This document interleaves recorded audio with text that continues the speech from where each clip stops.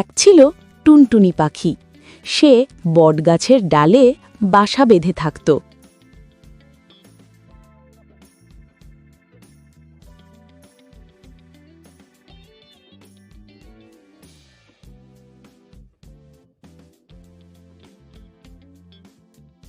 পাশেই ছিল রাজার বিশাল সুন্দর বাগান, ফুলে ফলে ভরা, রং আর সুগন্ধে মন ভরে যেত।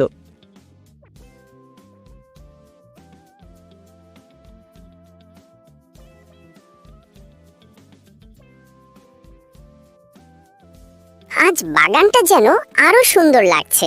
দেখি না কোনো পাকা ফল আছে কি। টুনটুনি উড়ে উড়ে বাগানে এলো। গাছে ঝুলে থাকা পাকা পেয়ারা তার চোখে পড়তেই তার মনটা লোভে ভরে গেল।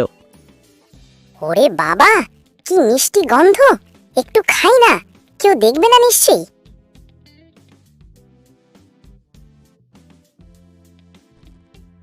কিন্তু ঠিক তখনই মালি তাকে দেখে ফেলল। আরে দাঁড়া দুষ্টু পাখি, রাজার বাগানের ফল নষ্ট করছিস কেন?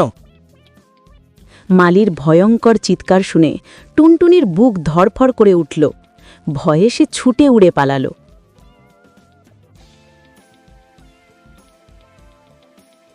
ও মা, এত রাগ কেন?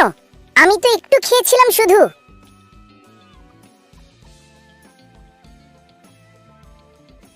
কিন্তু সেই পেয়ারা এত মিষ্টি ছিল যে টুনটুনি তার কথা ভুলতেই পারল না।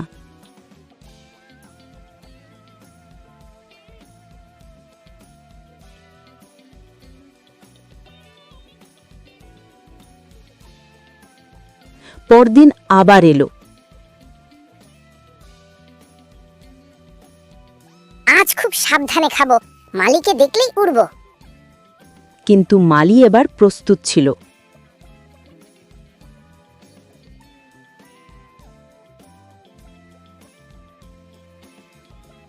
আজ ছাড়ছি না, চল তোমাকে রাজার কাছে নিয়ে যাব।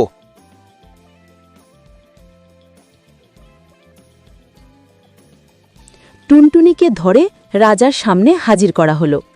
রাজা খুব শান্ত চোখে ছোট্ট পাখিটাকে দেখলেন। টুনটুনি, তুই আমার বাগানে ফল খেতে আসিস, ভয় করে না? টুনটুনি ভয়ে কাঁপছিল, কিন্তু সাহস করে বলল, মহারাজ, আমি দুষ্টু নই। আপনার বাগান খুব সুন্দর। পাকা পেয়ারা দেখে লোভ সামলাতে পারিনি, খুব সামান্যই খেয়েছিলাম। টুনটুনির সরল কথা শুনে রাজার হাসি পেল। তার মন নরম হয়ে গেল। টুনটুনি, তুই চাইলে রোজই বাগানে আসতে পারিস, ফল খেতে চাইলে খাবি, তোকে কেউ থামাবে না। মালি, শোনো, টুনটুনিকে আর কখনো বিরক্ত করবে না। তার জন্য প্রতিদিন চাল আর জলও রাখা হবে। জি মহারাজ, তাই করা হবে। রাজা এমন দয়ালু কথা বলতেই টুনটুনির চোখ আনন্দে চকচক করে উঠল। সে খুশিতে ডানা ঝাপটাতে লাগল। ধন্যবাদ মহারাজ, আমি প্রতিদিন আপনার জন্য মধুর গান গাইব। তোমার কিচিরমিচির শুনলে আমার মনও আনন্দে ভরে যাবে।